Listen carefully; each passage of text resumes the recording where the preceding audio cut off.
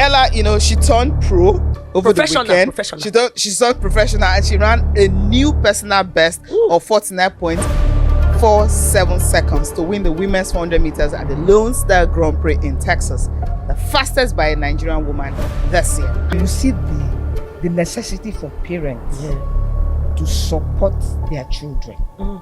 Once you notice that a child is gifted, just because if not for what my mom did, I don't think we will be talking about me today. You represented Nigeria in Singapore. Yes. And then you use your own personal money to pay for accommodation for your team. So they don't drive us out. Not just personal money. We're waiting for money to come. Personal money when she make from selling akara and adire.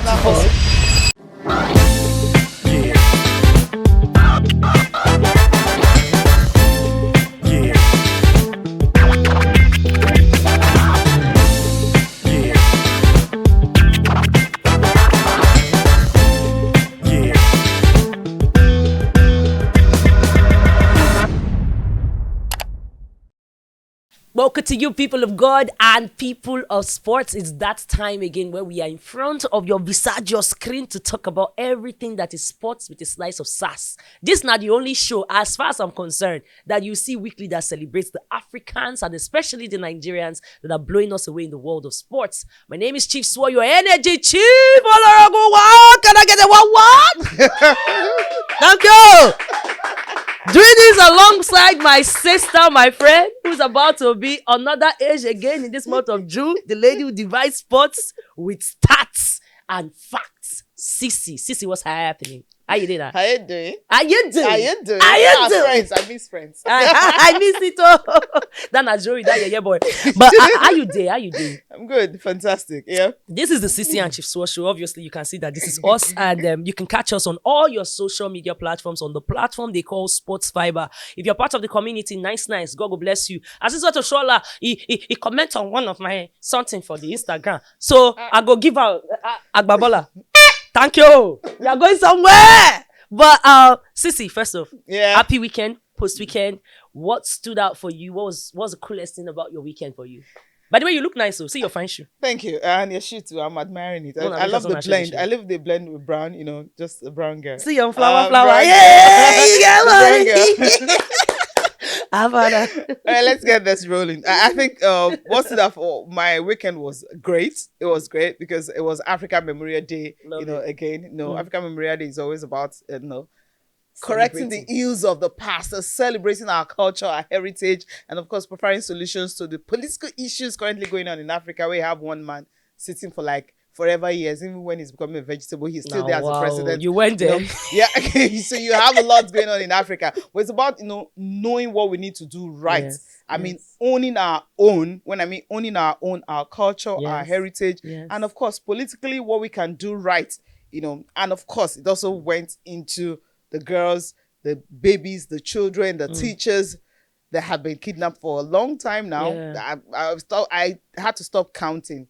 So everything put together. So it was a celebration, of Africans. And of course, you have children asking questions who want to know more about their culture. I know you like that part. And everything. That'll be your favorite part. I love the fact that whenever you have San talking about, Femi Falana himself, he was in the building. Oh, whenever he was? You have him. So there's always this thing about him, when he teaches. Yes, I wouldn't use the word commenting or talking because he was the keynote speaker. When he's talking about, a lecture. So you learn a lot. Joke Silva, by the way, she was there. So a lot of, a lot of athletes, a lot of Dede, all of them. So carry me come. You know I get picking. So I love that, international friendlies, I understand. I had to let you.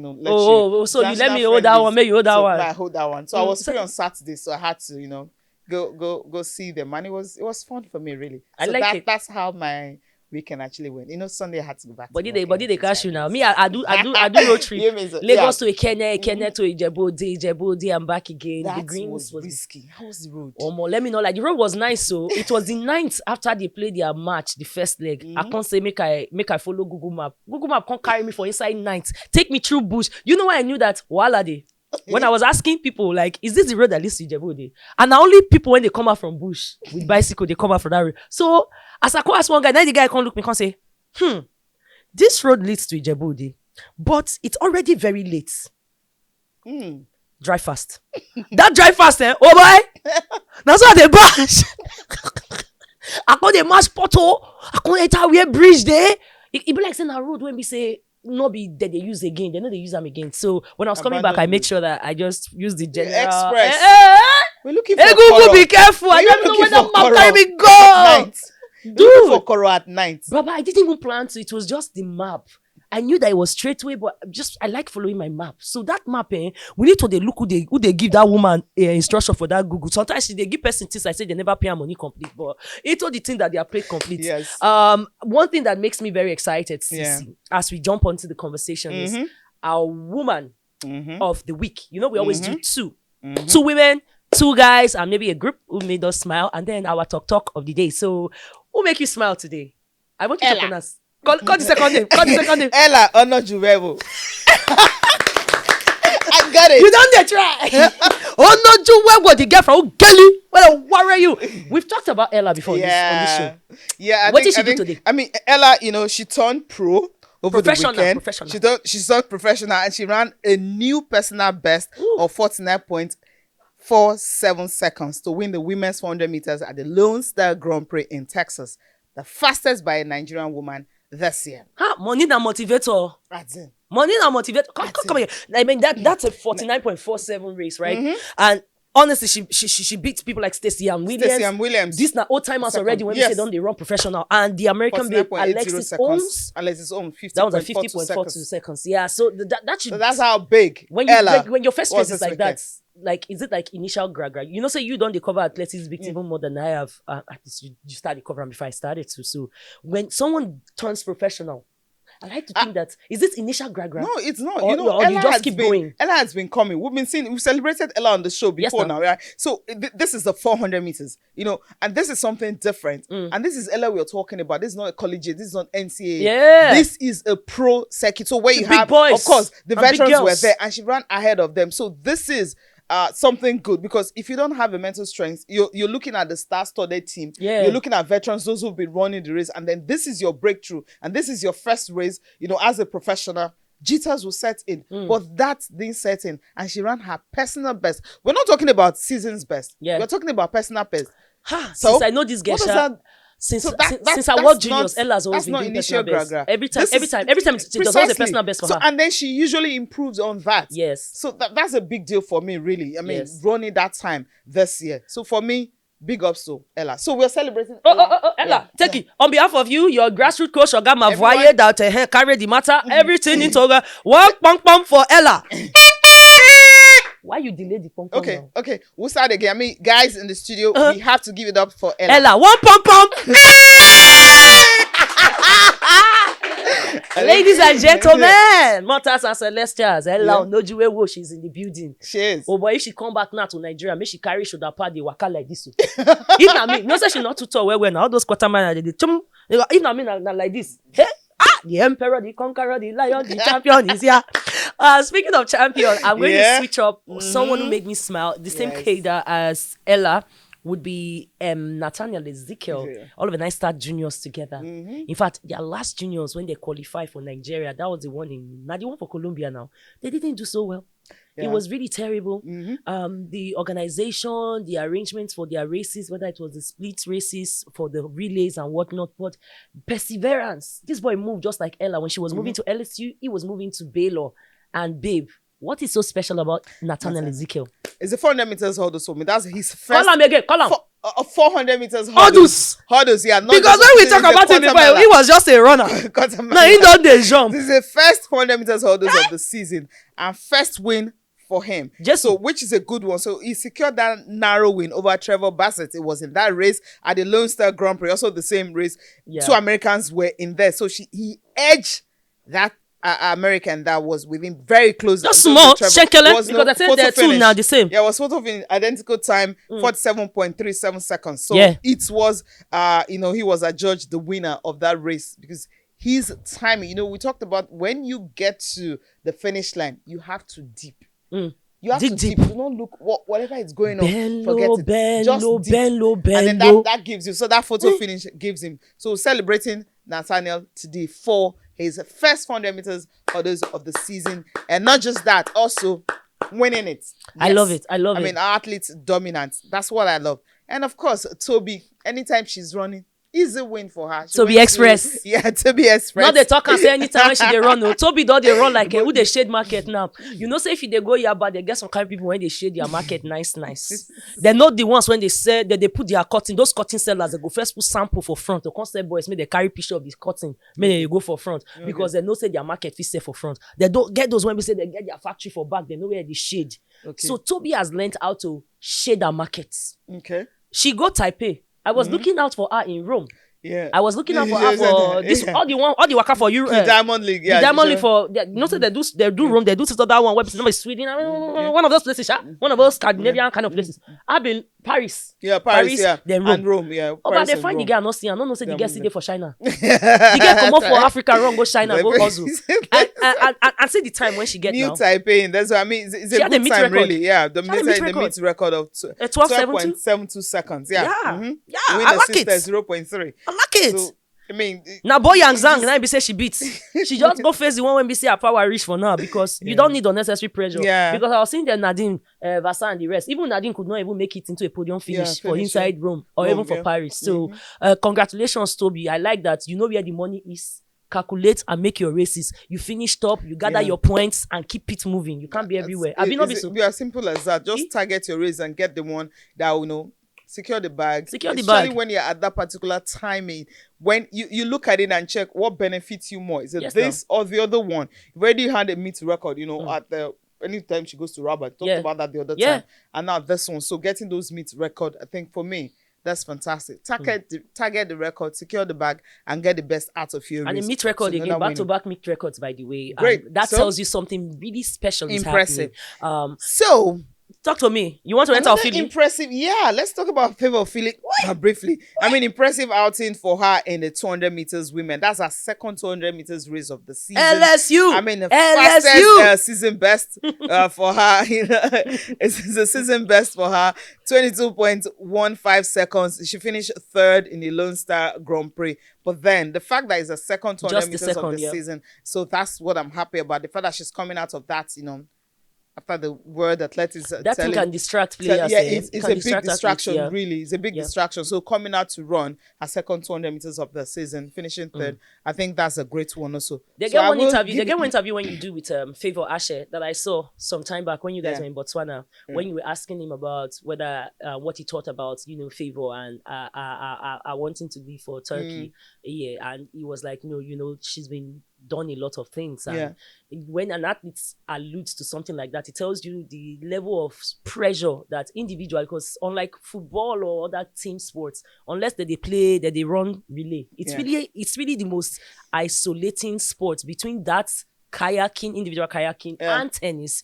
This is one of these sports that you really need your mental strength to be right there. Out there. So understanding that she ran in a race that had Gabby Thomas, who has a current world lead, who had a 21 points, roughly 21, 21-7, 21-7, and then she was Olympic champion, and that's an Olympic champion. So I think if she just keep her cool, make she just try to decompress and decentralize the things that she doesn't need to be involved in. Just focus on the race. I hope her team if she doesn't have a team, then she needs a team.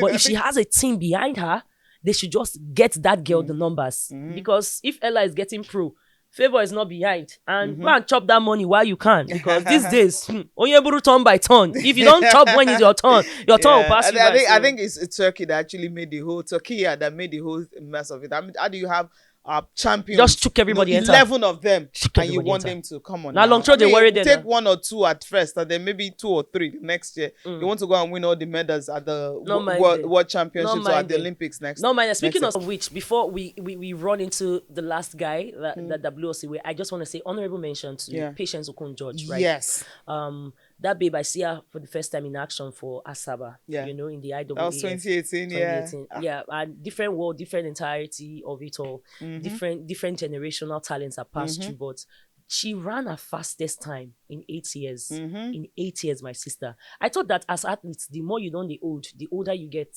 like the slower the your times are like, dropping.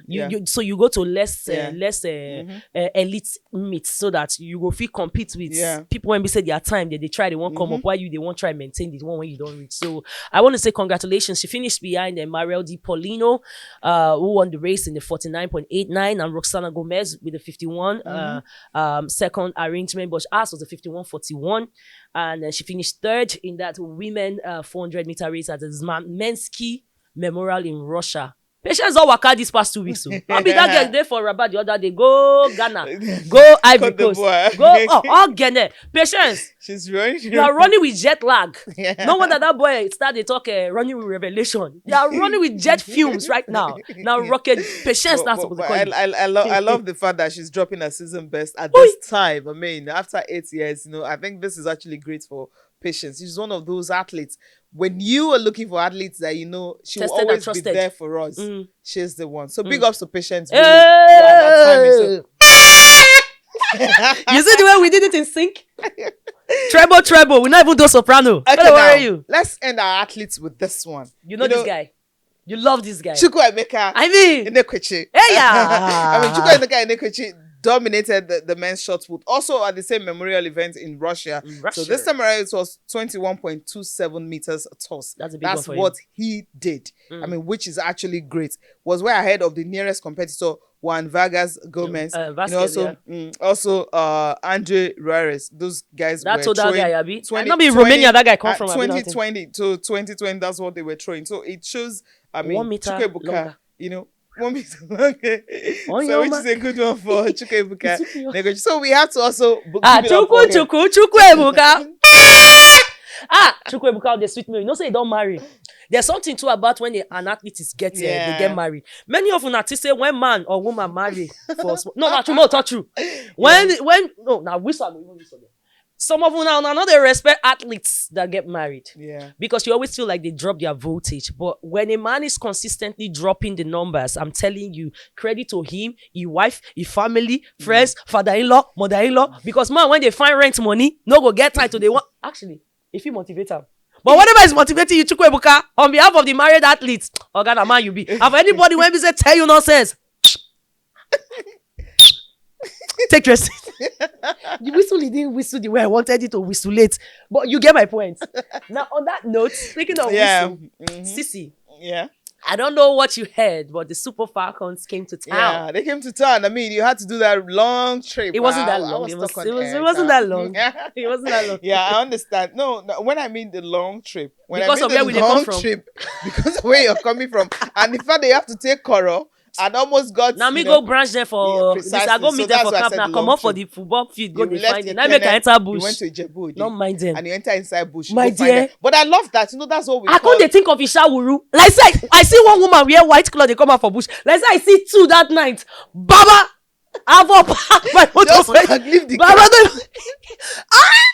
I had to call my friends. May they call they do. One of them won't call the kabash for me. I said this. If you start this kabash, I go come begin the fear. So just quiet for inside the video. Spray. Just make her they go. It wasn't like the distance was long. It was just the road. The road narrow. Baba, I drive past 2 stream. I never even know say they get stream for that area before. All the time they go in Jebu, I never see stream. That road.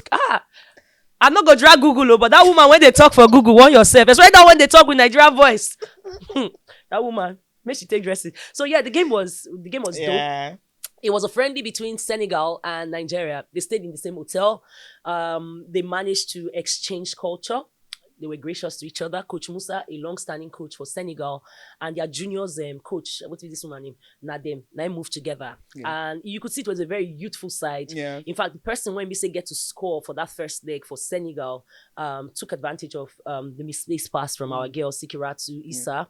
And that was their under-20 champions captain. That was a girl that they looked to get the kind of courage and the kind of grace when people like Rashidat Ajibade, who did similar for Nigeria and eased into the national team senior side, that they carry. So when I spoke to them, the small French, in fact, I don't know if they go play the team, but some French, those of now, they hear French nice. But he said something that was key. Coach Musa, he said he was playing against the biggest. And I like when they say it with respect. He said, we are playing against the biggest powerhouses in Africa with the hopes to use them to even prep in case we manage to make it to the world. So I don't see any problem with us being in this space because we get to learn from each other. And you could see that really the two of them know where they did. Yeah. They know where they did. Don't forget, say Senegal, in the trajectory of things, are becoming a powerhouse in Africa. All their juniors to seniors are the champions. I don't know what CAF talk, but until they give them that trophy, now only time where Morocco get, as far as I know. So, now Senegal gets on for the men. So they want to replicate that for the women. So when we had that conversation, he said that they were beginning to put in scholarships even for education to encourage younger girls in the academies to play into this space as well. And it's beginning to show the working. They matched our Falcons. Power for power, voltage to voltage, physicality to physicality. Yes, we use people like Comfort who got to get her first starting lineups and she didn't really have a bad game other than when she came forward too much because goalkeeper, player, defender, they didn't talk to the and then they gave her the then chop them for that goal ball. Other than that, there was a lot of good things to see from the Senegalese side. Now from the Falcons. For the Falcons, we saw the open sitter that Oshola didn't get. But what most people that wanted to drag her for that didn't get to see. Now the level of leadership when she gets provided, there's the aura and the settle. There's a bit of when there's a senior woman in the camp. There's a settlement. When you go through their hotels, like I was privileged to do, you could see the energy there. There's hierarchy. Yes, Rashidat is the team captain. Administratively, she's doing things, but there's the calmness of knowing that there's someone here that has walked this walk, that knows things. So now, senior, that they call them, say, senior, CEO, they give them advice on how they relate with their family members.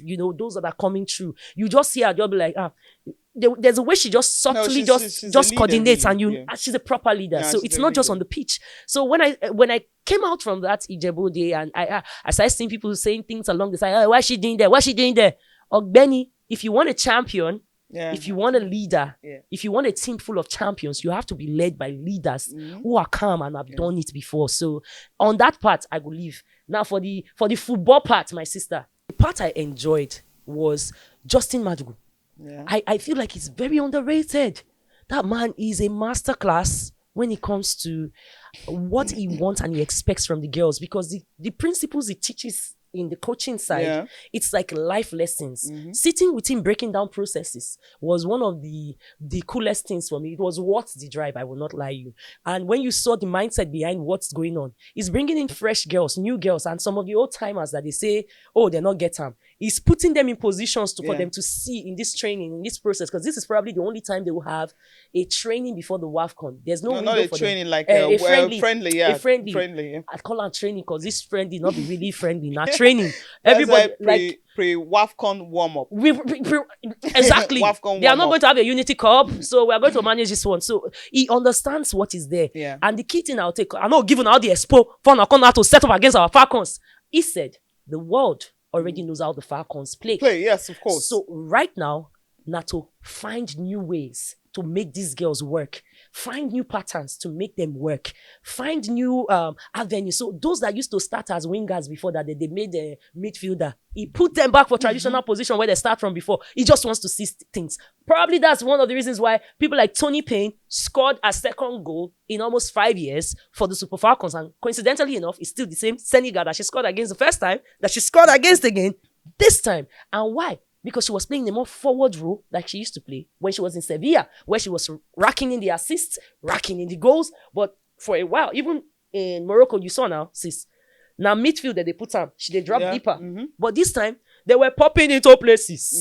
It was like, if you look here, this person is there. If you look there, even Sikirat Oladipo was carrying the ball more. And she used to be a striker before. So it makes the girls very comfortable with the ball in different positions. So you don't feel strange. Tony Payne's goal was, she was the one who got it. You don't see her now? Yeah. I think I saw the game, and I feel it was a compact Super Falcons. Yes, we didn't see many goals as some Nigerians would think. But I love the fact that all the girls invited, I'm talking about Ngozi Okobi, they all played. And of course, that penalty she scored. I think what actually my highlight of it was Tony Payne scoring her, coming back to the team, scoring her first goal in 2 years. That actually stood out for me. Beautiful goal too. I mean, when you do that, you've not been around for a while, and you're giving the opportunity, and you're telling everyone, yes, this is why I should be here. And that's exactly what she did in that game. for me, what stood out was Assisat Oshola, her support to the children, the school children, the principal and the teachers that were kidnapped. When she scored, right? When she scored, and then she had to, give it up. I love the fact, maybe she was thinking about it. What do I need to do with this girl? People thought, it's a tradition, our usual traditional celebration. Just they do like this. No, that wasn't it. So it was what she needed to send out a message. Free them. I love the fact that you're using, your voice. Yes. And not just your voice, what you do to add to what's currently going on. So it's bigger than sports. Yeah, it's bigger than sports. Sports because it's also that around the same region. That's where because it's the same southwestern region. The same southwestern region, same region. So that support system. That's what I actually, love about her. So when I saw her doing that, that's why she was walking towards the camera. I'm like, what's she trying to do? When I saw that, I said, yes, this is it for me. That's a leader. That's a leader. That's a leader that has heart. And when people start talking about these guys, talking down on them, I'm like, were you paid to do this? What are you people trying to You have sell? to be paid, unless you're very sad and unloved. There's no love at home. We've seen what some countries are doing with their veteran athletes. They promote them. We see what they're doing with Mata. We see what they're doing with so many athletes. And then not just that. We also have in our midst, for the first time, we're having a mother. I know Sareme Igbenoghu tried to do it. But it didn't work out. But we've seen Ngozi Okobi. I think she was 3 months after giving birth. Yeah. That's when a club called her. Now club call her, not be she call herself. When you're ready, come and play for us in Canada. That's Ngozi Okobi. Professional club. Professional club. It's not as if when you're ready, come play for us. So she had to wait for a while. Then she joined the club. She said, "No, I have it." Pina. I want to ask you one question. I want to ask you one question. Yeah. Why is it that foreigners are very good at sporting talent from here, but we, as soon as somebody hits a certain age, especially for the babes, the next thing they want to do is, go retire, your time don't pass. For the babes. What did they do to Joseph Yobo? Actually, because Yobo still had value. So these guys left. Igalo had value. I mean, I still miss him at the national team. Nobody destroy Igalo. At the time he left. But then let's leave them. Let's focus on what we're talking about now. My point is, when you have these girls with you, so we are having a mother who is coming back to play. I just hope and pray she makes the team to WAFCON and also the World Cup. If she still got it. But I saw her play and I saw what I have always seen with Okobi. I mean, that free kick that she played there, she couldn't got in. It didn't get in. But then that's the Okobi that we know. So now, when did you see what Franny was doing? What Franny was also doing. Old-timers. The Francesca Odega. So when you talk about these girls and you feel, they pay to get into the national team, they do this. When a coach feel you still have it, he will give you the opportunity. And that's one thing I want to comment. Believe in that. So when you look at athletes and players, and then you try to condemn them because of their age, what are you trying to prove? That's the question I'm asking at this moment. I want to comment Justin Madugu because, honestly speaking, when I cover the game for Croatia, I do the commentary for Croatia, and I can realize that the average age for the training now 28, 29. Some of their players like Modric now 40. In fact, almost half of their team they in their 30s. But you see them, they carried everybody, Kramaric, who they not carry. They carried everybody into the World Cup. No story, no contour, because they know they all have value. They brought in the youngins that blew from the last World Cup. Yosko, Abdul, have been out in the They bring them in, that they balance the team. I think the best coaches know that it takes different kind of ingredients to cook the perfect meal. You can't just take fresh plantain every time. Sometimes you need plantain when they're hold. Because if you cook the kodo, the pepper soup not go enter plantain when we say just they do show. No, you know what I mean. It's the one don't hold when they hold the flavor. No, so you know the shop. That's what I'm saying. Unripe plantain, the strong one, the matured one. Not those white ones. Not those white ones. Now we go just a dance on top of the water. It go be like say na boat. But if you use the plantain when don't hold where you could go sit down. When you shop one, sleep go cash, you sweat go come out. You go take 1-2 things like palm wine, you go do okay. You everything does set. You come out refreshed. I'm taking myself somewhere I shouldn't. I get it. Okay, now the point I know the hunger. I talk myself into hunger. The point you're trying to make is when you have when a coach come out with lists, yes, we're journalists, yes, we can criticize, but when the criticism is getting to personality, personal attack, I mean that's where you have to draw the line. There's no personal attack. You can look at the coach and ask questions and say, okay, there's a reason why the coach decided to come up with some numbers, some players. But when the player got numbers, for instance, support them. That's the only thing you can do. If they don't have the numbers, you can criticize them based on the field of play, on performance. Then the coach can give you the reasons I have to bring in these players together, because every for a particular coach, there are players that they feel can fit into my team. Yes, philosophy, the mental toughness, the mental strength, and everything.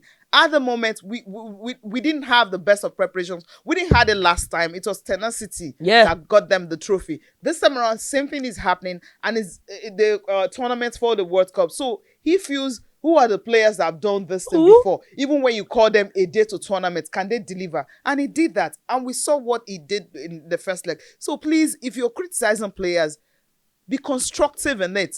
That destructive criticism is really, really terrible. And it's bad. So until they do one to you. Sorry, they caught you. Until they do one to you, because it's easy to say it in football. It's easy to say it in sports. Their time has passed. You in your office, before you do 2 years, once Smalley don't work out, come. They don't say, oh yeah, time to come out to you. You be old taker, new taker don't come. At least if new taker wants to take the old taker, they have to show that they are undertaker. They have to bury your career. Can they do what you have done? Can they do it with the seeming ease that you have done it, consistently as you have done it? You don't just make way for new timer until new timer show working. You have to rise to the occasion, you get. And that's why sometimes, as we tie this up, because we're about to enter a space where we say there's a lady that's going to be with us shortly, an amazing, brilliant mind who has done things in different sides for the country, celebrated not just as a country woman, but as an African and globally as an icon in badminton and other spaces.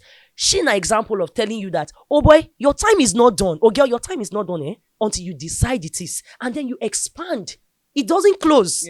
It's an expansion. Just like where maybe has expanded into other roles now in FIFA and whatnot. Just like the way we have Olise that's in the technical team doing things already for FIFA. There are so many ways to ease out your legends and the people that have done the work. If you pursue them, come on, not say, oh yeah, buru, turn by turn. As you do to them, they will do to you. Am I preaching? Yeah, you're preaching. Preach on, sister. Amen. Preach on, sister. Amen. Preach on, sister. Okay. So on that note, it's time for us to welcome the legend, extra not stout Omoluabi herself. She has done things from time immemorial. I'm talking about Madam OBY SOLAJA. Yes. You not gonna do the thing. So we're talking about an Olympian. Yes, ma'am. A former multi-African champion. Yes. And not just that, in 2019, she was named the best woman, of course, in badminton award in Africa. And not just that, when you transition from playing into administration, I mean, sometimes it's the most difficult thing to do because people expect you to do the unthinkable, do the best. But if you follow badminton, what is happening in Southeast, from each of the region, this tournament has been going on for a long time. So there's someone behind that tournament. She's also a board member of the Nigerian Badminton Federation. Why don't you go board down before now? She will be joining us on the show. I'm very excited. For the first time. So you know what it means to have a mother, a wife, an administrator. She's so many things, a businesswoman. I mean, so many feathers, she could have been a journalist too. Yeah, of course. She could be an author. Oh my God. If she tells you stories, it's for days. Yeah. And she's stylish to the core. My gosh. I need you to experience her. Yeah. As we do like this, as we do like this again, when I go see Madam OBY. 1, 2, go. Fiacam. Behold, the legend. The maestro. The woman from the places that people did not know of that put Nigeria on the map in badminton. Call his name now. We've got OBY SOLAJA right here. You know, call her completely. Obiageli, Edoga, SOLAJA. In fact, the full name be like saying a charger. Can I get a what?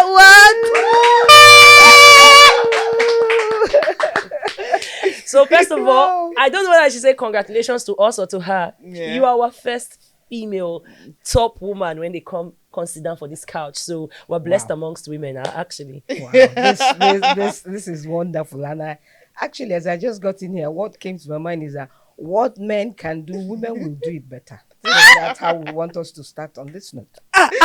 Dumb. Dumb. Nothing to say at all. Yeah. So let's get into it.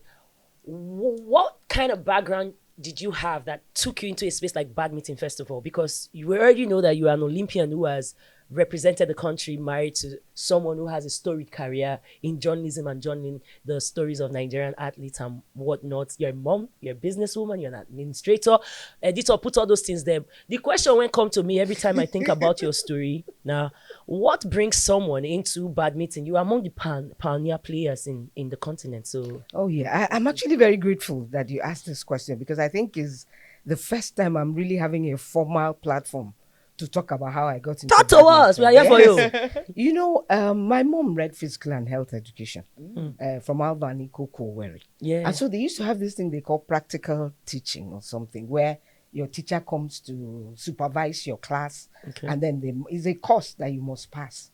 So my mom now thought about it, and she just picked badminton as a sport, as one of the sports to take up, and she picked badminton. And then she had to teach me, you know, I became her guinea pig. So, you know, she would take me to the club, very creative. She got this tiny bamboo stored, and then she got 3 feathers. And she would put the 3 in there. Then did something like Paco, you know, carved out wood, you know, in the form of a bat, and took me to the club. And I would stay on the other side. She would stay there, started teaching me how to serve, how to eyeball contact. That was the first place I had. Eyeball contact? Yes, that means when I try and hit you know, you can't believe it. That's how I was introduced to badminton. Hold on, ma. Wait. Let me get this straight. She created the badminton. She created the sport itself. Yes, she created the bat and also the ball. And the shuttle. You know, she called it a shuttle, but it was bamboo with 3 feathers. And that's how that's how I got introduced to badminton. So as she went on, you know, first year, second year, third year, we now got this plastic bat with the plastic upgrade 2.0. So of course I got up, and but after her school, after her teaching practice and all that, I kind of got introduced to table tennis, because I finished from Queen's School, Enugu. And so, you know, because table tennis just have a board and people come to play. So I was actually naturally athletic, maybe from her. I don't know. So I got into table tennis, and before you know it, I started representing my school. And there was this Kaduna 77 National Soft Festival. So I went to the stadium to train, you know, for our campaign, then Anambra State. And I got there, and the tables were all filled up. So I had to book. And then while I was coming, I saw people playing badminton outside. Active. And on getting there, booked for my table, I came outside and just stood by a man that was by the net counting, you know. So I just whispered to him that, so I can play this game, or just let me. He kept trying to, you know, just relax. So when they finished, he said, hey, come you said you can play this game. Okay, get in there. This is your racket, this is this. So he sat on this side. And I stayed on the other side. And he just, you know, hit the shuttle across the net. And I hit it back and smashed even. Smashed? He said, come, where are you from? I told him. He said, look, this girl. No. I'm going to get you our first 3 girls, and I want you to play games with them. You can't believe it. I was already programmed for table tennis to represent Anambra State, to go to camp for that. That's how I beat the 3 girls that were already first, second, and third.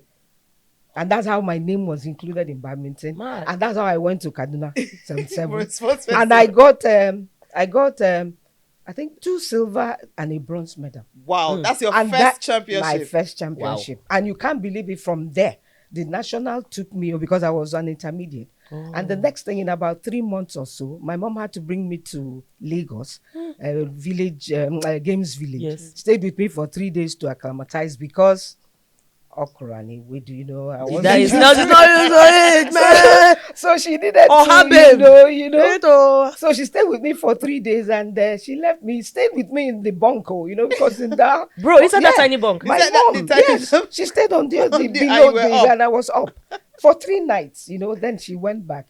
Why I'm going into this is that you see the necessity for parents to support their children. Once you notice that a child is gifted, just because, if not for what my mom did, I don't think we'll be talking about me today.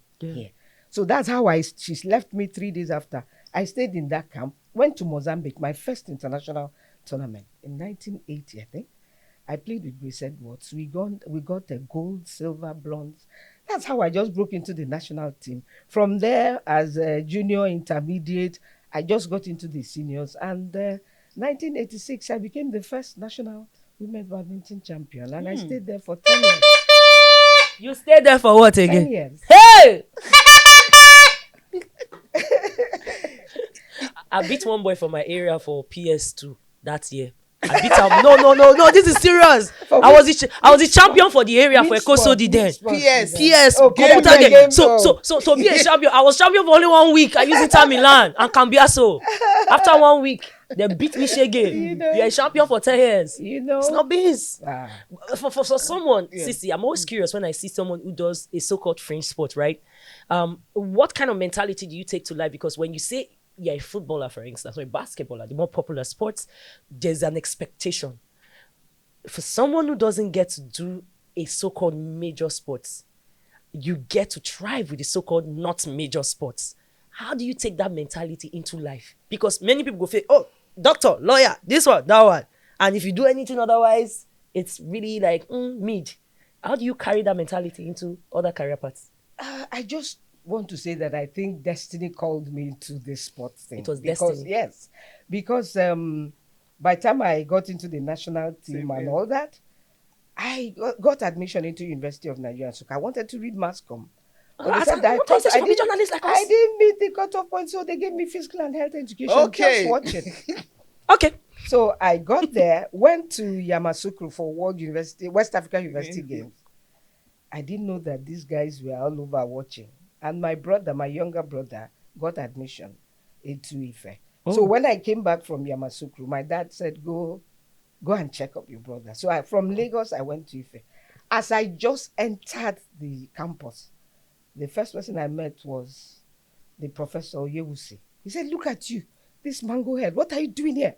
You gave us a tough time because they did everything to ensure that their player, Grace Edwards, then Ashagba, Ni Edwards, now Ashagba, won.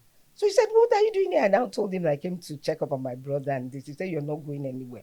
We are going to get a transfer active. You are going to transfer to it. And I must tell you, where I was coming from, we had just one hall.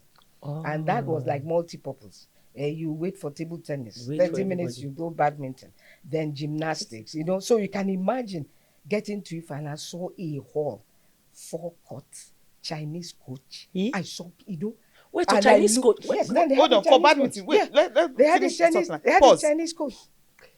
Wait, continue. No, I'm telling her to pause. No, Chinese pause me first. Continue. Hey, you pause. I don't pause. Let her continue. Then Nigeria used to have this exchange program. Oh. So, and Ife was able to get the coach accommodation. I think they arranged in such a way that the coach would be accommodated there. So that Ife became our national camp. Oh. So anytime we had any event or any championship we were preparing for, we come to Ife. They had the courts, they had the coach, they had the facilities. And I looked around, I saw almost every sport, squash, basketball, So by the time he came and said, look at this, we are considering as SR. So I stayed there, filled the form, and they took it over.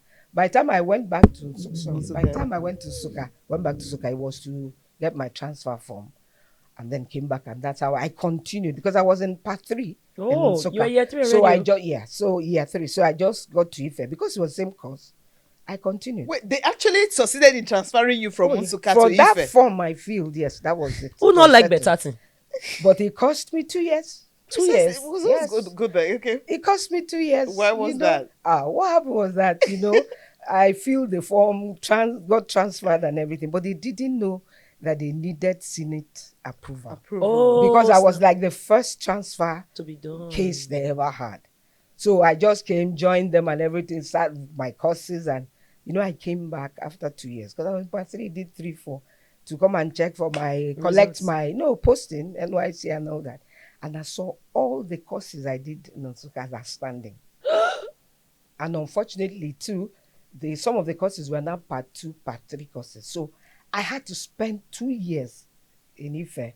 Went back to part 2, joined part 2 students, did the first one, then came back to part 3.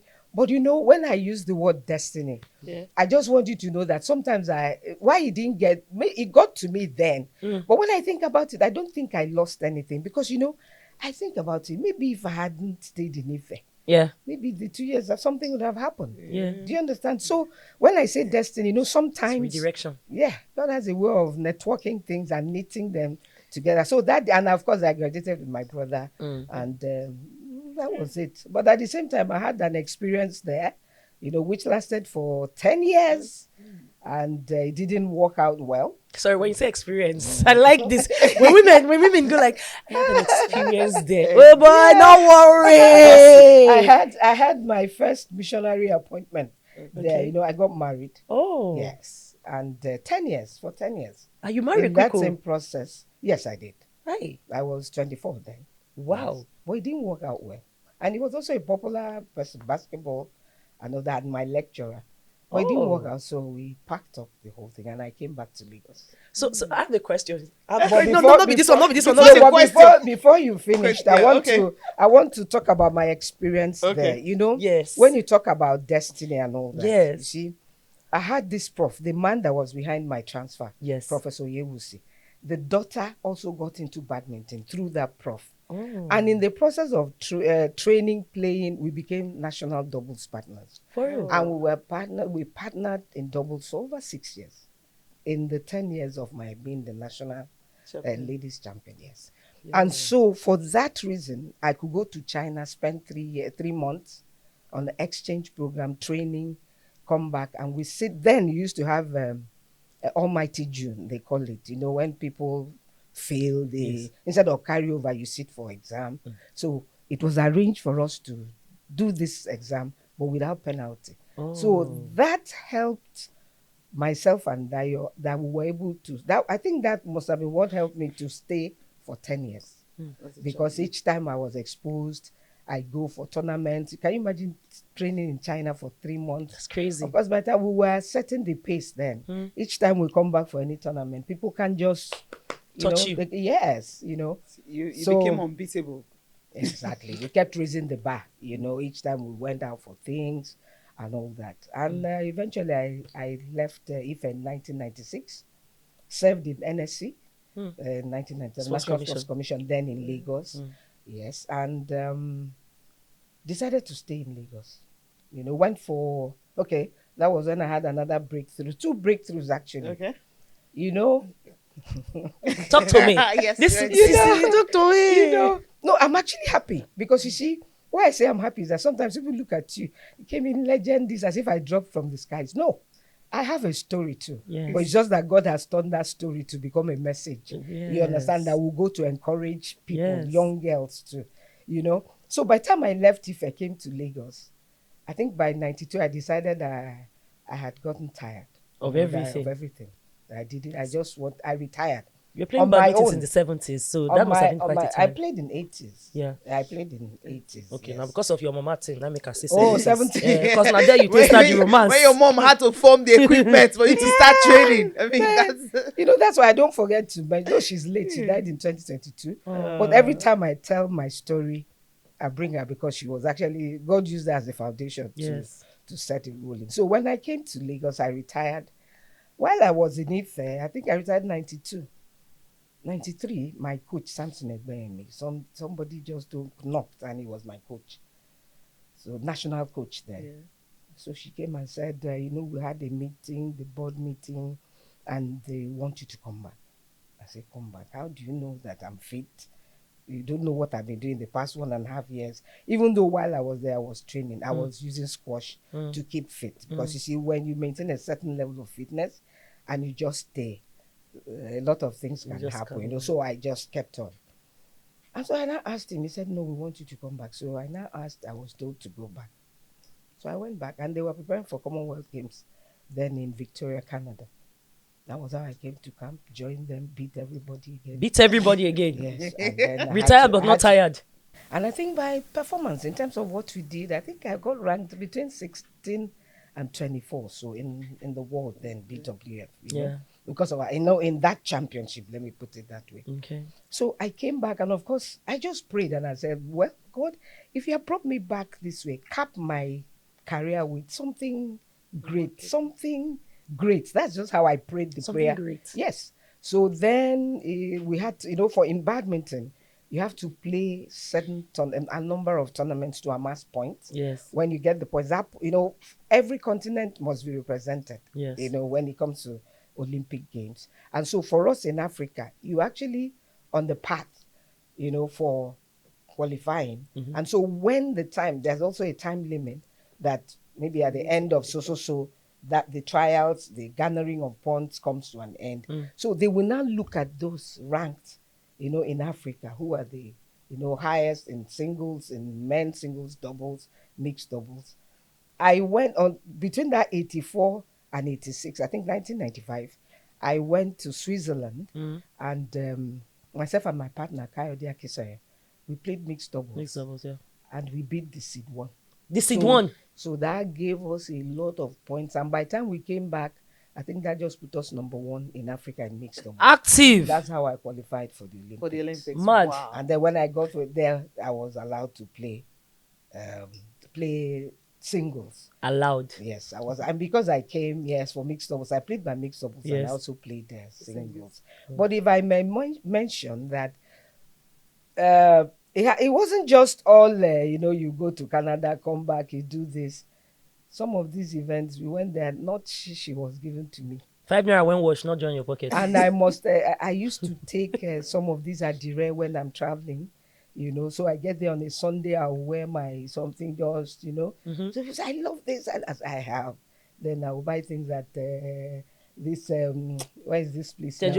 No, this one that is by...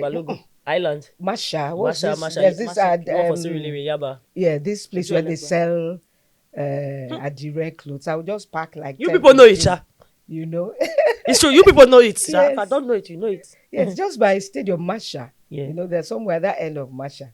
So I go there, pack and put. You can't believe it. I will sell my things, and that's how I will, maybe buy some things, T-shirts and all that. No, they will tell us to go that money will be brought, and eventually they'll be so. But one of the trips I went to Singapore, it was my adire money that we used to pay for our accommodation. So my team now. For the full team. We were 4, yes. So now your business woman doing. Wait, you represented Nigeria in Singapore. Yes. And then you use your own personal money to pay for accommodation for your team. So they don't drive us out. Not just personal money. We were waiting for money to come. Personal money when she make from selling akara and adire. Not today. So, I just want to say that it wasn't easy. Yeah. It wasn't easy. But like when she said that you're a pioneer, I said yes. Because I paid my dues, you understand? And so what gets me is the fact that these stories I told in 1980 this to 90 this, still on. I still come back and I hear allowances, this, that. But I just pray that things will get better, you understand? It wasn't easy. One of the trips, we got to the airport and we met a secretary to, then it was NFA. Yeah. Yes, he was on his way back. So we had not eaten and we were moved to the airport to stay till our flight. Do you get it? So fortunate for us, one of the people there, spoke his language and all that. And the guy said, "What? You guys have not eaten?" And that was how he gave us, 4 of us, he gave us $200 and that's how we ate. And waited for a flight. What God cannot do does not exist. So do you understand? So it's not today. Not today, not today. So, but the thing is that I want to see improvement. Do you understand? I want to see that things are getting better. I want to see that athletes don't tell these stories. You know how many years ago? Yeah. Do you understand that we're still telling these stories? I'm surprised, we used to say that back in the days it was better. Anytime we're talking about shows, we're talking on the shows, we say back in the days on some level it was now they are Chinese coach now. No, so, if you but she also said something, lesser sport. Yeah. Maybe it was back in the days it was good for some sports, but for my own game badminton, I've just told you how it was. And also, I apologize. It's not lesser sports.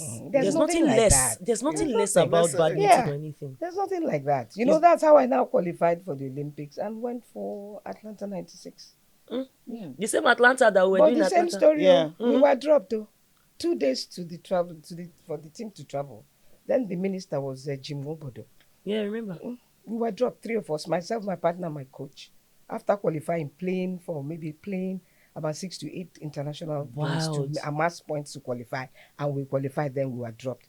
Fortunately, see, I told you about destiny. Yes. See, if God has purposed something, nothing can change it. The federation decided we were going to go to Ikoyi Club to train because of the mats, the facilities available there. They were almost the same kind of thing, just to expose us to the same thing so that we don't get that kind of shock maybe when we go out. So we trained for 3 months.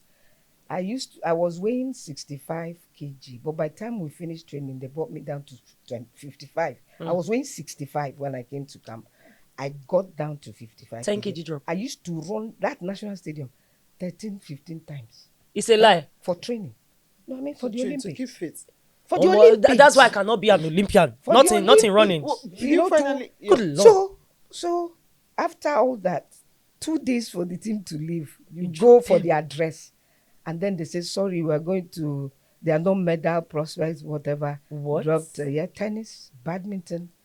I don't know what that is, karate, judo, I don't know about 4 sports. So we were so tired. They gave us back our passports and we got back to Ikoyi Club. No, we couldn't go back. We couldn't go back to Games Village. We were just tired. So we got back to the club and sat down there. Suddenly one member came in. God bless his soul, he's late. He was once our president, to Alhaji Shuaibu Sabombrini. He came in and he said, what are you guys doing here? Oh, you're leaving tomorrow. My coach said, no, we're not going anywhere. We were dropped. He said, for what? Because we couldn't even talk, we were emotional. Yeah. So he now explained. The man said, wow, after these trainings that he had watched us do over 3 months. And he said, no, it's not going to work. He just said, where are your passports? He collected our passports. Meanwhile, the team had gone. Mad. And so a day after the contingent left, we arrived at Atlanta. God is good. How did he do it? He got us tickets, gave each of us, I think he gave each one of us $3,000. In Nigeria, a private citizen. I said, Alhaji Shuaibu Sabombrini. The wife is still here. The wife is still is a partner to our present federation. My Lord. That's how I went for the Olympics. The Olympics you're hearing.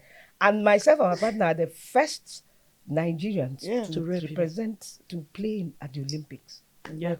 After that, so it takes a lot to,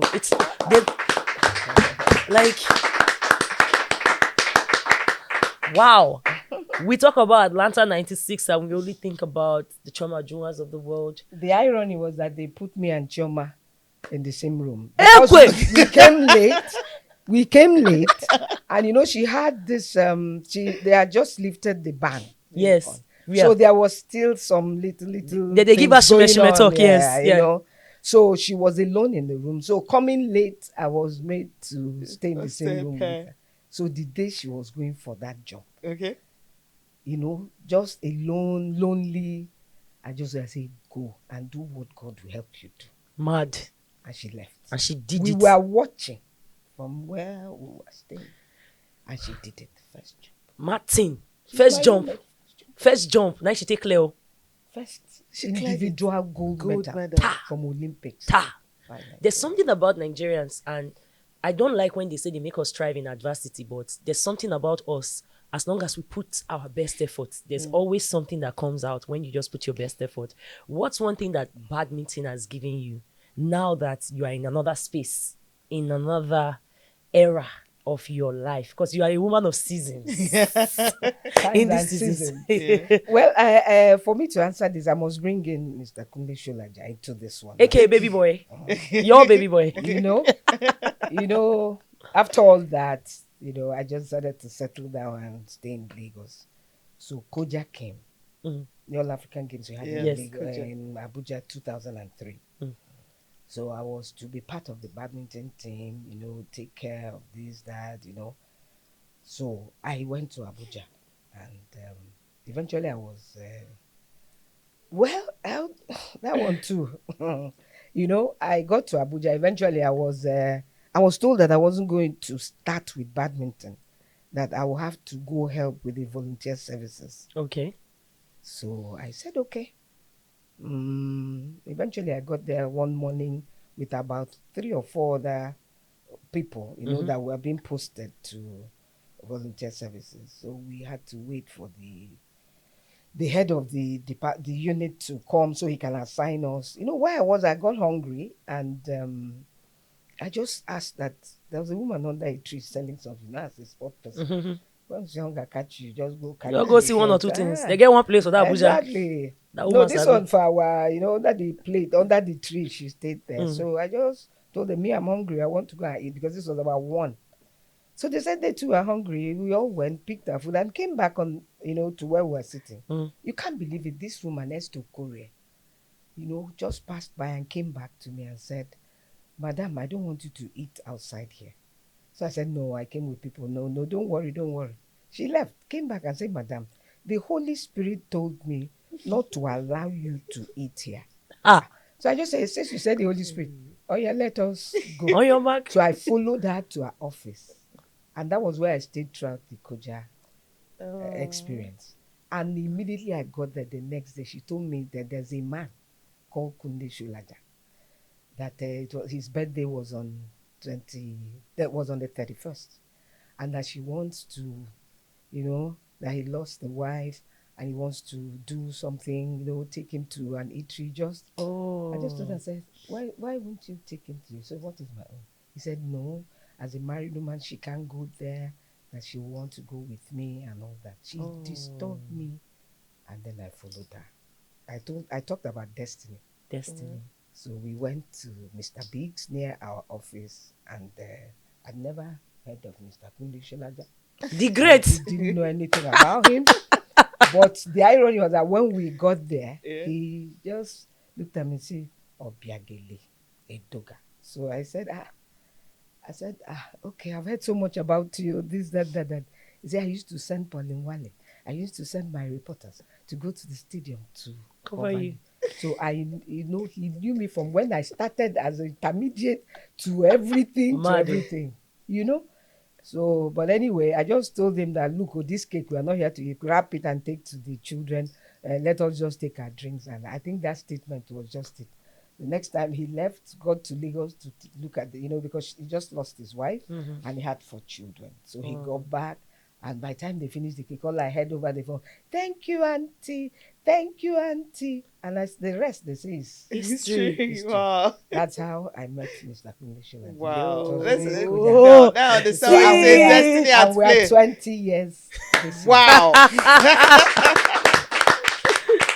See, isn't it interesting? It is amazing. It is the idea of second chances, the idea of pivoting. I told you about. Everything is connected one way or the other. I know there are a few athletes that have gone through this relationship thing, not always as widows or widowers, but sometimes as second marriages or starting afresh again. In this era, if you could, I beg, look this camera here, mommy. Waiting from your own experience, waiting you go one drop for them as something to hold on to while they try to hold on to their careers, their sense of self, and hopefully get something when it comes to relationship. Sorry, I want to get it right. You mean some athletes who are in situations or positions where maybe the marriage is failed, and so they are alone right now, and then second chances. I want to say one thing. You permit me. Please. God. Always God. God is number one. God. You see, when I went for I kept talking about, destiny. When I went to coach, that's a man I'd never met. I didn't even know anything about him. And did you see the woman say, the Holy Spirit said, I should not allow you to eat outside. And I joined her. And that was the office I stayed throughout my stay in Abuja for Koja. And he will come every morning. They won't know.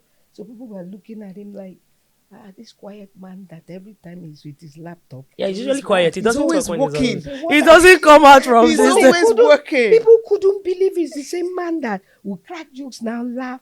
Because I told him, I said, it has happened.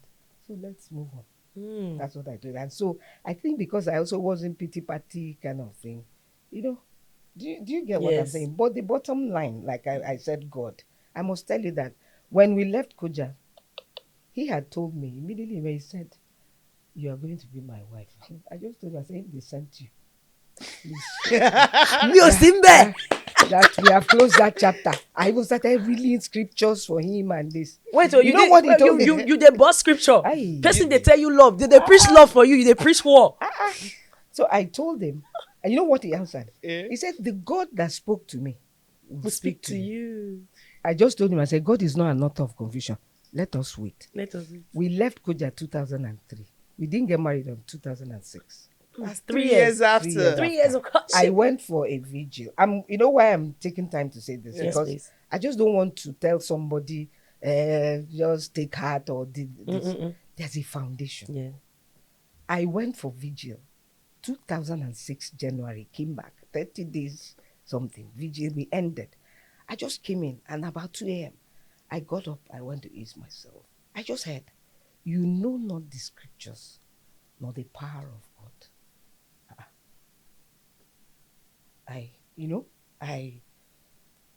I went back, picked my Bible, and I found it. It was Matthew 22, verse 29, where somebody was asking, sorry, I'm going this way. No, it's okay. This woman don't know say you there with people when like this. Where the Pharisee was asking Jesus, there's this woman that married the first man, he died. Yeah. He married the brother, he died. Yeah. He married the 7 of them. When they get to heaven, whose wife is she going to be? And Jesus turned to her and said, you err, for you know not the scriptures, not the power of God. That in heaven there is no given to marriage. Your bodies are translated.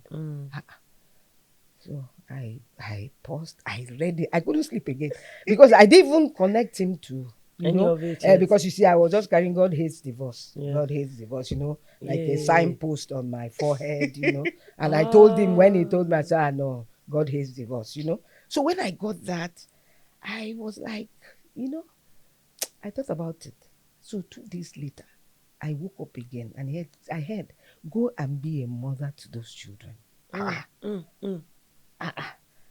So I called him. I said, 3 years after. And 3? And he was waiting. Can we rename and you know how old? Ndidi? We go rename him as Do you Ndidi. know how old I was at that time? 44. Mad. So it wasn't like the Oga was waiting for a... So that's why I need you to have this background, you know. And then you see us together now. Nobody say chicks no day, but you understand. With the foundation be faulty, there's nothing you can do about it. You understand? Yes. So I called him. I said, that thing you said though, we'll see what I heard. You'll see what I heard. So I told him, but I'm going to talk to my pastor. And this my pastor was the pastor I gave my life to in Ife. He has moved to Lagos. So I found him. I joined him. You go track out. So I now went to him, and Sister Ops, he called me, said he heard so many things because he had left Ife. By time this our something romance no, by time the first one. Okay. So yes. He called me Sister Ops. He said, Sister Ops, I need to talk to you. I've heard so much. We haven't seen in a while. So I went to his office, spoke, and I just continued with him. So when this thing happened, I was there already with him for about 3 years in his church. Going every day. I was doing counseling, all that. So I went to him. He said, you know what he told me? He said, Sister Obbs, now you're going to get married. He said, tell the man, let me know when he wants to come and meet him. I need to talk to him. So I just told him. So he said, this was on Sunday after service. I told him. So he called. I gave him his number. I called him and he said Thursday. So by the time he came on Thursday, this pastor where I gave my life to Christ, that knew my story, is the same pastor that wedded myself. And Wow. That's unusual in Nigeria, especially at that time. We just spoke to the man about 3 weeks ago. He's in London. Oh, that's amazing. Yes.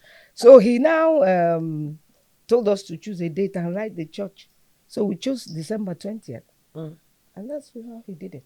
So he just called members of the church and called us and he wedded us. He told me, say, I know you, Sister Ops.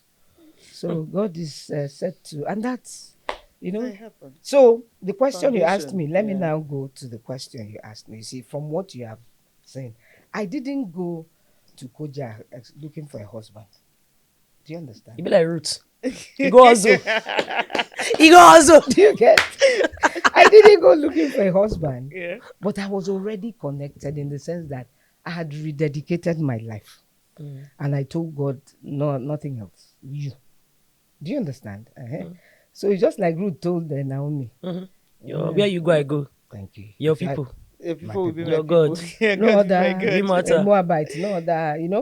So when he came, I brought up that same story. But God just wanted to let me know that, you are your destiny is not in your hands. Yes. And you are not going to make me take. And to be honest, if I don't tell you that those children are not my biological, you won't believe it. Even in our church, honestly, to tell you that there was something divine. So what will I advise people? God hates divorce. Yeah. Do you understand? But he doesn't also want a whole creature he has made to just languish in pain and self-pity without actualizing your destiny. Yeah. We're talking about problems of women in sports. Yes. Stereotyping us as weak.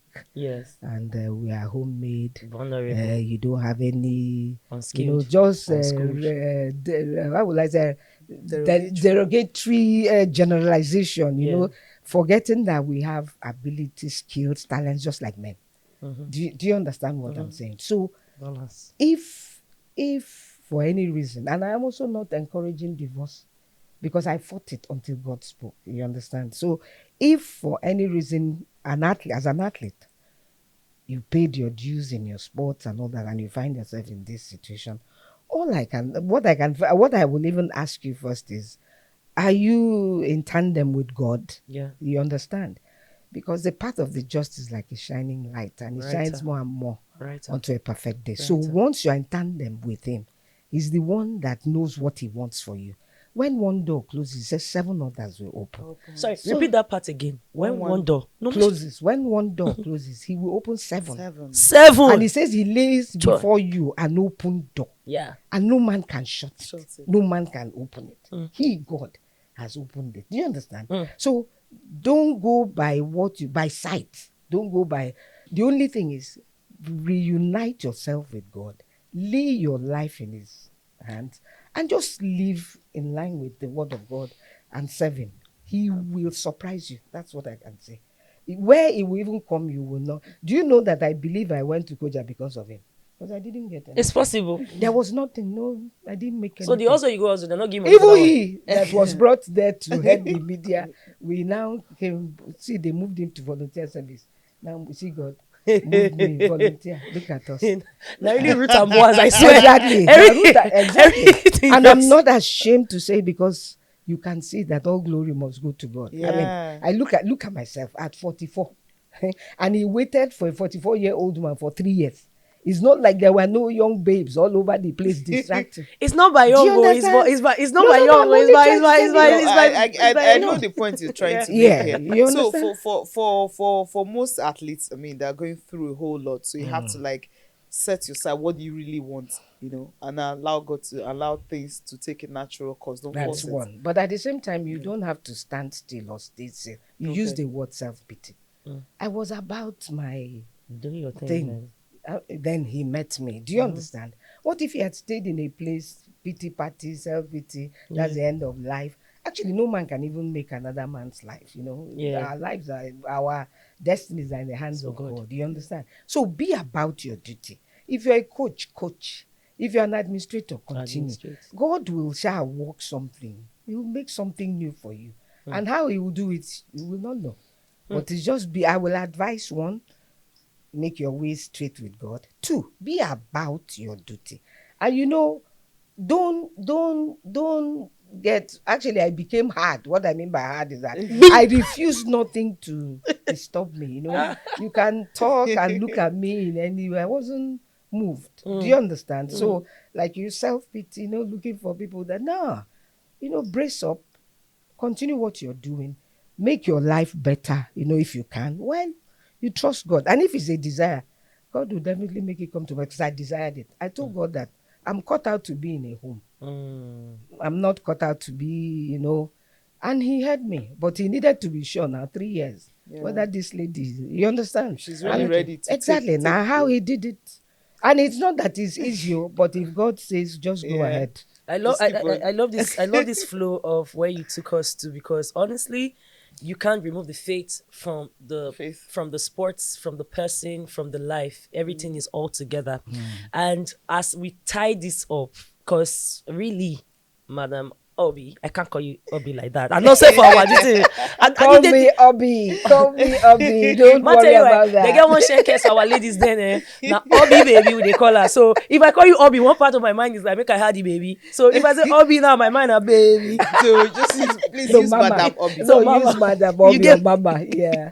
So I want to throw this to you as we round this up. What are you most excited about? Because I'm looking for every time. Cece, I don't know about you, but every time I look at people when we say don't finish work, like you mentioned, Mama Choma Ajunwa, the chief.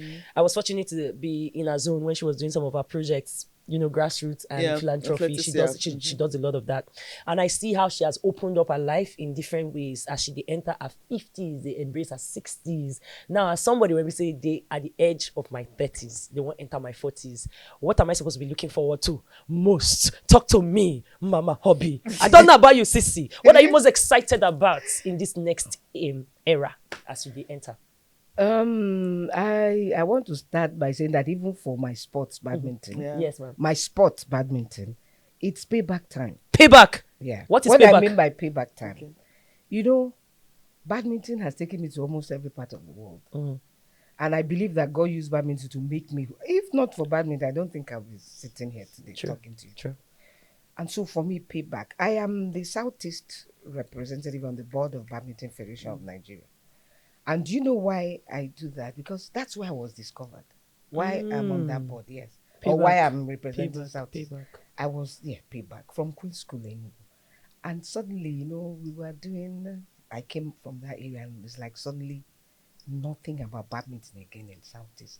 So I thought about it. And in 2022, I was going to have it. I got the sponsorship.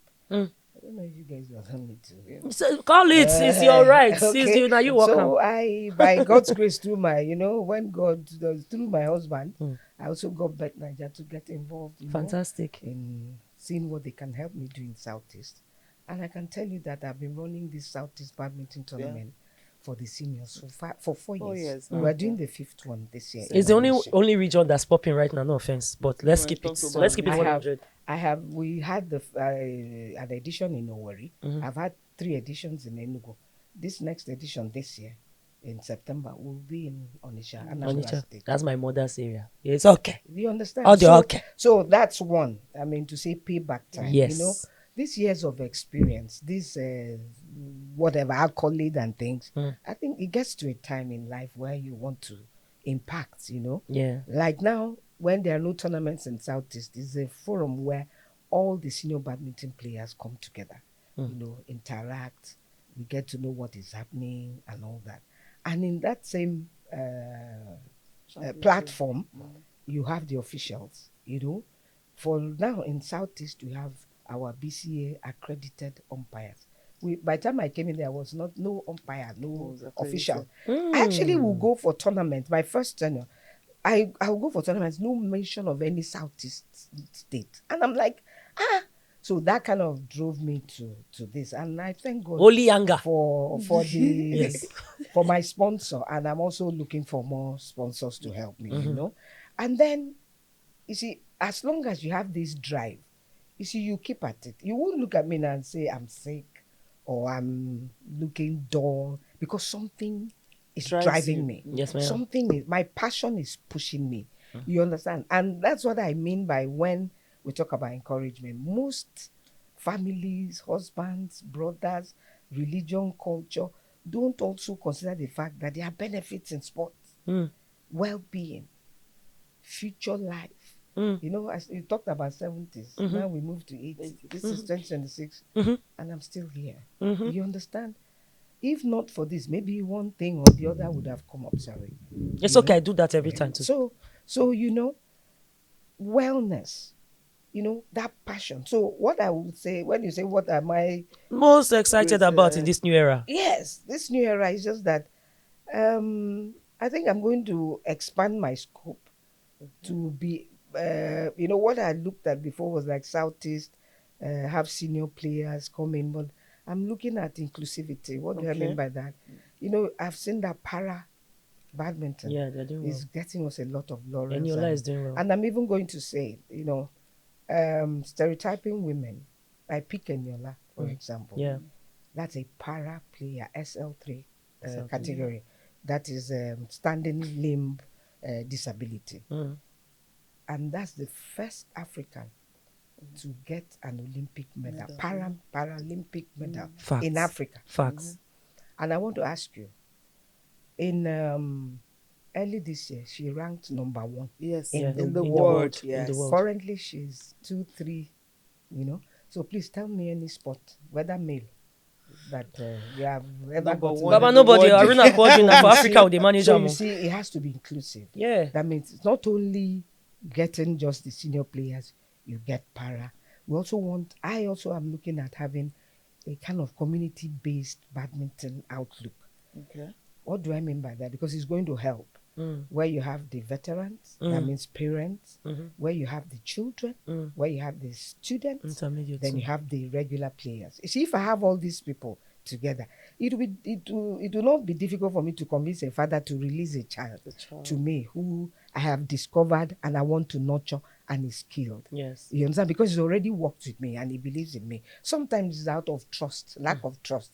That's why parents don't want release their children. Yeah, exactly. In this era too, Exactly. where everybody decrease. But where is harassment? Tell me the part of this world where there's no harassment. It's everywhere. Another thing you just have to safeguard. Is what you just talked about? Is it going to be only in the southeast? No. I'm going to, because even my federation, that's our outlook. Yeah. This year, focus on grassroots and community-based events. So I'm taking it to move over to my southeast, to make it more inclusive. Okay. Yes, because as my federation is growing and doing better, it should also reflect in my zone. The region. Active. You understand? So with this now, you see, I won't be tired now.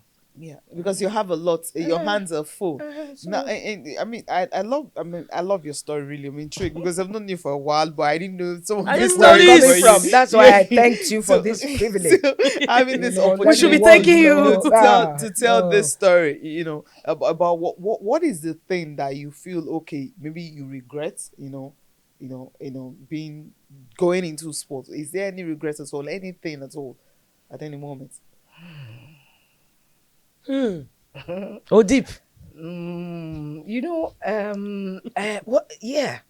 I think one thing I would say is that, like it is now, you have young athletes, male, female, go out, remunerations and all that, investment and all that. Retirement is tough for any athlete, male or female. And so when there's no plan, it's difficult. You hear of, weightlifters and all that, sweeping the street, people are sick and there's nothing. Do you get? Yes. It's because, we didn't really have people to help us plan, unlike now, where you get some million, somebody will say, invest in this, invest in that, while you're going on. Do you understand? Yes. So if not, that God has blessed me with this man, and maybe his other blessings. Do you understand? I don't know what would have happened. So one thing I would say I regret is the fact that I wasn't exposed to investment areas that will give me the opportunity to, invest and, have a better life ahead. Even though I'm having what I'm calling, but for other athletes, I also I know there are many people who are almost, retired and not really doing well. Do you get what I'm saying? Yes. So we want to encourage these young ones. You can't end up like retired players who don't have investments because it's difficult. Yeah. So now the question is, I want to encourage young athletes, young ladies. For us, time is also a thing. Yeah. And for some people, religion, once you get married, that's the end of it. Sure. You can't. So make the best out of what you have now, knowing that there's a future. And it is the seed you sow today, that's what you will reap tomorrow. Active. Interesting. I think that's a big one, really. In conclusion from me, right? The athletes face a lot of, you mentioned it earlier, derogatory, very harsh criticism, so many things go, especially when they are, in their, would I use the word? Maybe prime? In their prime. Maybe they're into their 30s, and then you hear talks about go retire. What are you still doing here? You're selfish, So why do we always have that? And how can athletes actually cope with it? Because I spoke with some, they're like, let them talk. We're used to it. Is this something that athletes should get used to, really? And what can they do to actually maybe overcome that block? Because I feel the more it comes, it may even affect their performance on the field of play. Like I said something about being tough. Yeah. You understand? Discipline and being tough. You just, as an athlete, and you know where you're going. I went for the Olympics 1996 at 34 years. 34. And I played my singles. I was made the chart put me against world number 1. She dealt with me. Isn't she dealt with you? But let me also tell you, she dealt with me in the sense that she played but maybe I thought I didn't really play well. But I must have played well because immediately I came out, they took me for dope test. How could I at 34 and played world number 1 like that? But of course, me, not knowing anything about me, I just went, gave them the urine. The next day, the result came out nothing. Do you get what I'm saying? So Olympics at 34, if anybody had told me to go and retire, so I would have retired before that. My Lord. Do you understand? Yeah. So the thing is, be good at what you do. You understand? Whatever sport you are into, just be good at it. Try to excel. Improve yourself. Be disciplined. Do you understand? Because discipline is actually a major pillar for anybody that is going to go far. There are a lot of distractions. But if you're good, okay, I told you about how I came out of retirement. Do you think it was easy for me to come out of retirement, come and play how many games? I even spent some days in the hospital after that event. Because, so after that gra for fitness camera. Now, fitness. No, not gra. I had to win. You understand? But you see, when you finish playing and you come out ahead, adrenaline drop. Exactly. Body balance. Exactly. So, I played a few games, and after the last one, I had to go for malaria, But I could have stayed at home comfortably and say, these people, I'm tired at this age, that. You understand? But I went.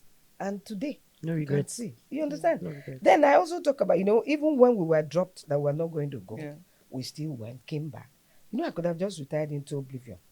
But I'm still in the federation. You see, we talk about women and athletes, and everybody's talking about, athletes and this. I see, even if it's in your local government area, if it is in your zone, I talk about Olympians especially. Do you understand? As an Olympian, what is the value? What are you contributing? As long as you are doing something, some people will be looking at you. I got an award in 2019. Yes, from the African Women in Sport. Yes. And the second recipient went since the thing started. Eniola got recently, yes. Do you know we had the African seniors hosted in Port Harcourt? And I was we had a lot of challenges. I didn't know people were watching. So immediately they left. The next thing I heard was, congratulations, you have been. So if I didn't give my best for each level, and I know how many doors that award has opened for. Do you understand? Yeah. So go retire. The person that is telling you to retire didn't put you there. So that word, go retire, well, you have to go and discuss with who put me there, give me the talent and the skill. So if he says it's time to retire, I will retire. But if it's not, the person is just saying his own, and he will not have any impact on me. Do you understand? So, on that note, I tell you. No, before you do that note, this is my final question. How do you transition from being a player into administration? Because I know, administratively it's different. Playing is different. How were you able to transition from being a player? What's the biggest difference? What's the biggest difference? How did you transition into becoming an administrator? I also want to give credit to Mr. Barrister Francis Obi. Boss. Okay. Active. When he's here now with me, he believes in me. Do you understand? Any opportunity that comes, he wants to encourage me to do that. And after I retired, after Atlanta, I said I had finished. I don't want again. I've given my best. Mr. Francis now told me, he made me to join Ikoyi Club to come and start playing badminton. You can't believe it. My 40th birthday, I was just coming to Ikoyi Club to play, and I saw a banner. Martin, happy birthday. Are you a big woman, for Ikoyi Club, yeah? Nice. It's Mr. Francis. And after that, he was made the chairman of Badminton Association in Lagos State. That's how Mr. Francis came and said, I need you. I need you to come and help me. So the rest, they say, is history, because it's I need you from Lagos State that we are now, national. This is my third tenure as the Southeast rep. So 8 years already in badminton, and we're going for the... So, you see, when you say transitioning, it's because somebody believed in me. You understand? And when you are teachable too, you understand? if you're teachable, you can transition from one thing to the other. Yeah. And if you see opportunities and you are ready to embrace them, okay. So the challenges that come with it, you are ready. Things should not just be rosy every time. You know, things come with challenges. Do you understand? So when those challenges come, and you know that that the challenges are there just to make things better, you also participate and sacrifice. Do you understand? Because at the end of the day, that sacrifice will be rewarded. Okay. So I've been schooled, yes. It's a masterclass, my people. I tell you, yes. these are the key words from Madam Obi Edoja or Edoga SOLAJA. As we wind up, somebody say make her ask you one small thing. Not fun stuff. Now, I grew up with Shina Peters and Oliver Diko, so you have to pick. We have to pick Shina Peters, Oliver Diko. Which songs? Now be say you stay warm up when you do your thing. Okay, call who you use. Because it's like you don't do Afro Juju. And I partied though. You partied, but you can't remember the songs. I partied, no, but you know the kind of song is that I will love you tomorrow. Wait, I know that one. No? I will love you all the way. I will love you tomorrow. I will love you all the way. Down there, they sing when they want to tell Can you allow her sweet voice to air and drop your voice? Commodores. You did Commodores. Yeah. So you're a lover girl. So are you a Billy Ocean? Is it me you're looking for? So are you Lionel Richie or Billy Ocean? All of them. All of them. Even Billy Ocean. Then. Yeah. You know, yes, I partied then. You know, our songs get sense that time now. So you could all dance. The song gets sense. You don't do. On that note, we want to say thank you so much for coming through and gracing our couch, our first female guest for Cece and Chief Swore. And I told her, say, not be more person will carry con. Jala. Cece, how do we do it? Do pom for her. Okay, yeah. So before we close it up, this is Chief Swore. This is Cece. This is Madam. Call your name. I did. Before I call my name, I also need to thank you. Oh, you want to thank us? Yes, I want to thank you for the privilege, you know, the opportunity. You know, people need to hear our stories so that the young ones will also know that this path is not easy. But if you're ready to go, God will help you. So I want to thank you. It's also an encouragement for women. Do you understand? The more we speak, the more we create awareness and enlighten the younger ones. Do you understand? And then even encourage women, you know, to get involved and participate in sports. So I'm really grateful. I'm very grateful. The privilege, the delight. Thank you. Cece, I don't think I've been this shy. You don't say I'm shy like this. So thank you for bringing the shyness back to me again. Thank you so please much. catch the show Cece and Chief Swore on Sports Fiber. And of course, follow the work of the badminton people. Madam Obi, we'll try to get your social media handle so that they'll pop up for this part for inside the video so that people follow you and follow your work on how they do. And hopefully we'll get to explore badminton in real time one of these days. We like to go all these events. Anyway, catch you guys on the next one. Have a great week. Keep supporting Nigeria. And of course, as the World Cup they start, we know they support. We support everybody black. Amen. Amen. And colored. I'm just saying.